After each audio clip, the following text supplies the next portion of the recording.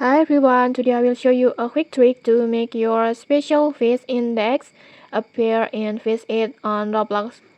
So the special fish index shows the history of all the special fish that you have caught, like from special event or seasonal fish, but sometimes you can see these sections in your index like this. And then here's the fix. First, just leave your current server and then just tap on join connections and then just join a private server. It can be your own or a friend server. And once you're in the private server, just tap your index and there you go, the special fish sections will appear like this, showing all your past catch. And okay, that's it. Super easy trick to track your special fish.